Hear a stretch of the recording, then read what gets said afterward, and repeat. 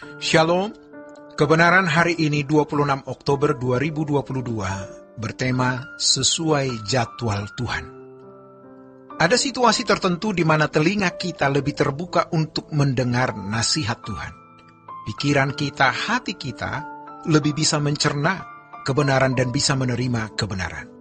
Jadi, anggaplah ini sebagai berkat, yaitu ketika kita menghadapi kesulitan yang besar, di mana kita merasa tidak sanggup menyelesaikannya sendiri. Kita datang kepada Tuhan, lalu kita katakan, "Lindungi aku Bapa." Jangan karena merasa punya relasi pejabat, lalu kita menjadi sombong. Jangan sombong karena memiliki uang banyak, sehingga merasa semua masalah bisa diselesaikan dengan mudah. Jangan sampai suatu kali Tuhan buat kita keok, lalu kita baru sadar bahwa hanya Tuhan yang bisa menolong kita. Masalah berat dan sukar menjadi sarana Allah mengajarkan kita untuk bergantung sepenuhnya kepada Tuhan. Hal ini nanti akan berdampak luar biasa. Sebab kalau orang bergantung sepenuhnya kepada Tuhan, percaya sungguh-sungguh, Allah juga akan mengistimewakan orang-orang seperti itu. Lalu yang berikut, Tuhan bisa saja membiarkan persoalan itu panjang dan berlarut-larut.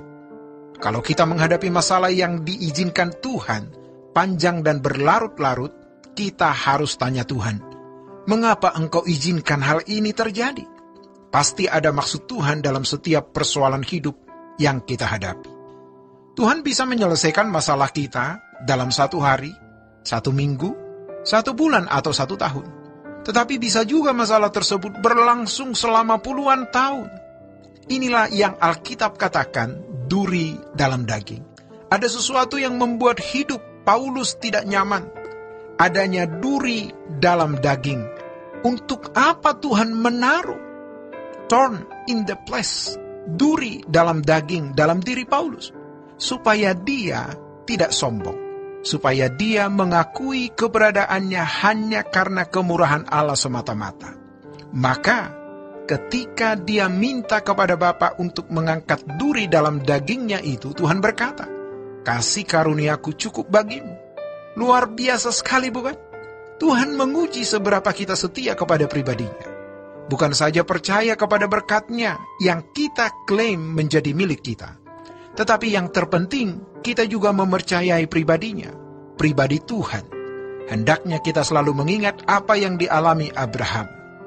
Tuhan menjanjikan bahwa Abraham akan memiliki seorang anak, tetapi selama puluhan tahun ia menunggu dengan sabar, bahkan sudah mendekati 1/4 abad.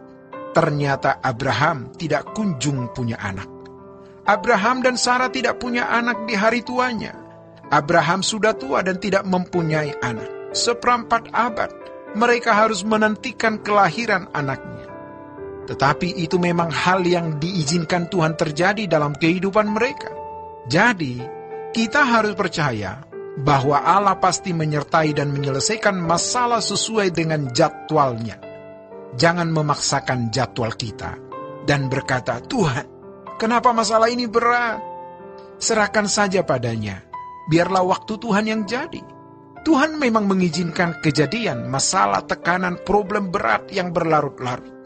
Kalau tadi yang pertama, kita menghadapi masalah yang kita tidak sanggup hadapi, itu ternyata ajaran Tuhan. Rencana Allah supaya kita tidak menaruh percaya pada diri sendiri, tetapi kita menaruh percaya kepada Tuhan. Lalu yang kedua, Tuhan mengizinkan masalah itu tidak segera selesai, berlangsung bertahun-tahun. Kenapa Tuhan izinkan itu?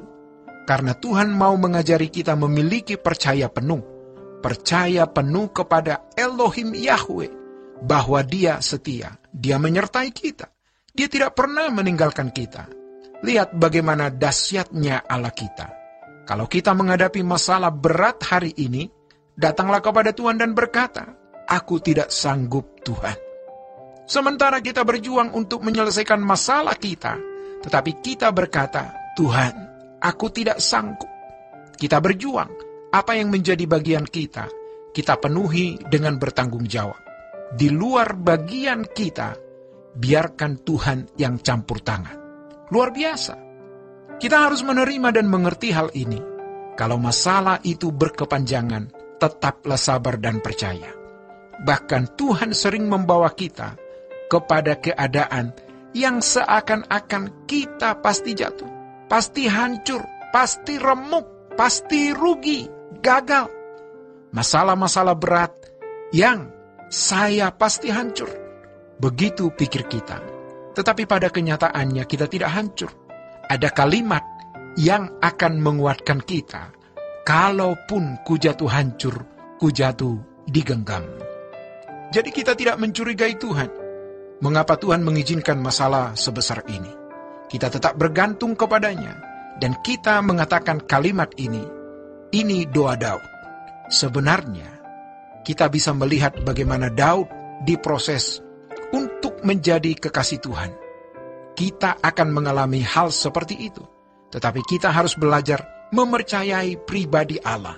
Bukan hanya mempercayai kuasanya dahsyat, tetapi pribadinya, bahwa Dia Allah yang tidak pernah mengupayakan kecelakaan apapun atas diri kita. Karena Allah yang setia, artinya Allah menyelesaikan segala sesuatu menurut cara dan waktunya. Demikianlah kebenaran hari ini. Tuhan Yesus memberkati. Sola Gracia.